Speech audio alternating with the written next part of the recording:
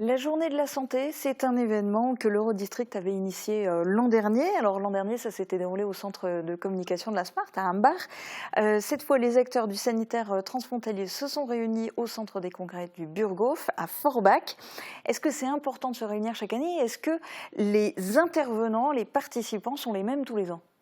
C'est important de se réunir, bien sûr. C'était dans le cadre du projet GECO, européen Gesundheitskooperation, que nous avions initié ces rendez-vous. Là, c'était le deuxième. Je pense même qu'après GECO, on fera encore des réunions comme cela de points pour faire le point. On s'est rendu compte que nous avons plus d'invités, plus de personnes ont répondu à nos invitations. Et je pense que le tour de table s'est renforcé. Alors vous l'avez dit, tout ça, ça s'inscrit dans le cadre du projet GECO Sarre-Moselle, structuration de la coopération sanitaire sur le territoire Sarre-Moselle, dans lequel est engagé l'Eurodistrict depuis 2020. Vous allez avoir l'occasion de nous en parler encore plus en détail, mais je vous propose qu'on montre d'abord aux téléspectateurs le film explicatif qu'a fait réaliser l'Eurodistrict. L'eau, la nature et l'industrie. Trois éléments qui caractérisent ce territoire transfrontalier entre la France et l'Allemagne.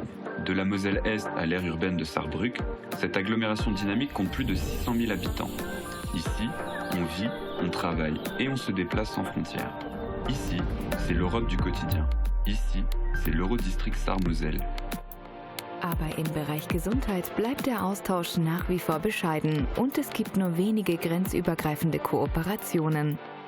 Seit 2008 ermöglicht es die grenzüberschreitende Krankenpflegeausbildung Krankenpflegeschülern aus Saargemünd nach ihrem Abschluss sowohl in Frankreich als auch in Deutschland tätig zu sein. Seit 2013 werden Herzinfarktpatienten aus Moselle-Est im Krankenhaus Völklingen behandelt, was einen Zeitvorteil darstellt und somit Leben rettet. Zuletzt bietet die Mosar-Vereinbarung einen Rahmen für die Entwicklung neuer Kooperationen.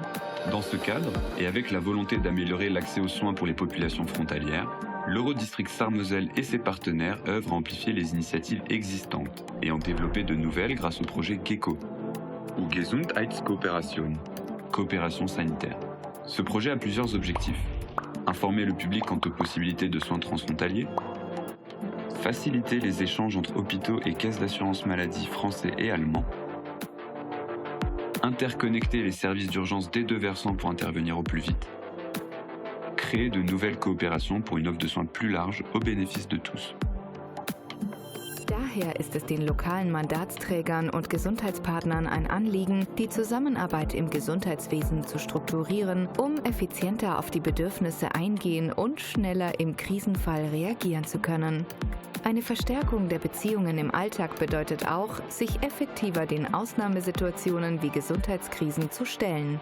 Weil die Akteure vor Ort seit langem zusammenarbeiten, konnten wir gemeinsam eine Pandemie bewältigen, die keine Grenzen kennt. Insbesondere durch die Organisation des Transfers von Covid-Patienten, die Unterstützung bei der Einrichtung des Testzentrums an der Goldenen Brem im März 2021 und die Testung von über 200.000 Personen in den ersten 6 Betriebsmonaten, um den Grenzgängern den Zugang zu ihrem Arbeitsplatz trotz der Auflagen an den Grenzen zu ermöglichen.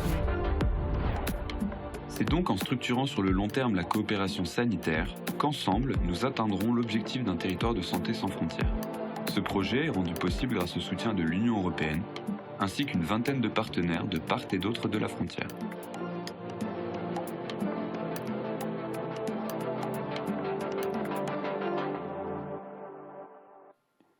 Alors structuré sur le long terme, c'est une affaire de longue haleine. Pour le moment, c'est clairement dit dans ce film de communication, du point de vue santé, les échanges restent modestes. Et effectivement, c'est frustrant quelque part, on voudrait que ça avance beaucoup plus vite et on n'est pas forcément conscient des avancées. Alors moi, j'aimerais bien savoir concrètement qu'est-ce qui a bougé depuis l'an dernier où vous étiez là sur ce plateau pour faire le point. Qu'est-ce qu'on a comme avancée concrète ? Alors, dans le cadre du projet GECO, on a avancé surtout dans la numérisation des échanges entre les hôpitaux et les caisses. C'est assez technique, mais c'était nécessaire. On a mis en place un point contact pour les citoyens où ils peuvent appeler, se renseigner, envoyer des mails pour avoir des informations sur la coopération sanitaire transfrontalière. On a mis en œuvre aussi l'interopérabilité entre le 15 et les services homologues sarrois, ça a bien avancé.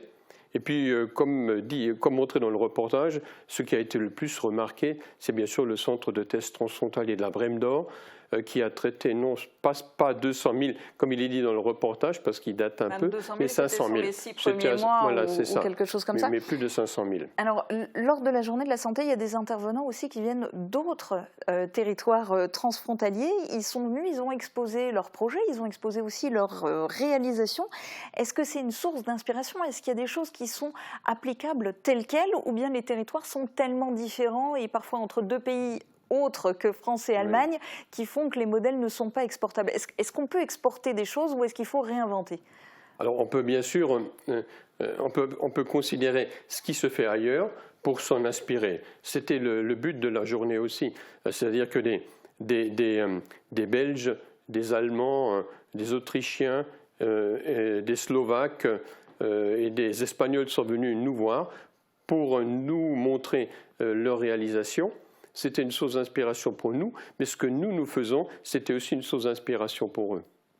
Quels sont les plus gros obstacles que vous rencontrez? Ou si on avait un à citer, c'est quoi? C'est l'administration, le millefeuille différent côté français et allemand ou... Cette année, nous avions dans le tour de table le directeur général adjoint de l'ARS, nous avions le représentant de la région Grand Est, le département de la Moselle, le Land de Sarre, les représentants des caisses, les représentants des intercommunalités membres de l'Eurodistrict. Ça fait quand même du monde, beaucoup de praticiens, des praticiens de médecine de ville, mais aussi des praticiens hospitaliers. Donc j'ai quand même senti qu'il y avait un gros soutien, disons, à tous les niveaux des intervenants. Et je pense que ça va nous profiter pour l'avenir. Donc il n'y a plus qu'à. Le prochain gros dossier sur lequel vous allez travailler ou sur lequel vous êtes en train de travailler au niveau GECO, c'est quoi? Alors c'est la poursuite de GECO. GECO va s'arrêter cette année et donc les sources de financement de l'Union européenne aussi vont se tarir. Maintenant, il nous reste à structurer la coopération médicale, c'est-à-dire de donner un corps, un endroit, une structure auquel les praticiens peuvent s'adresser, mais aussi les citoyens et les élus. Donc ça, c'est la prochaine étape. Ensuite, nous voulons mettre en œuvre, j'espère assez rapidement maintenant, le principe du corridor de santé, dont nous avions déjà parlé l'an dernier, qui a considérablement avancé, et ça permettrait donc à nos citoyens sarrois et mosellans de l'Eurodistrict de se faire soigner de part et d'autre de la frontière pour toutes les pathologies, et quelle que soit la caisse à laquelle ils émargent. Oui, et en étant remboursés. En tout cas, on a hâte de voir et de vivre tout ça. À bientôt, j'espère, pour nous annoncer ces bonnes nouvelles du côté de la santé.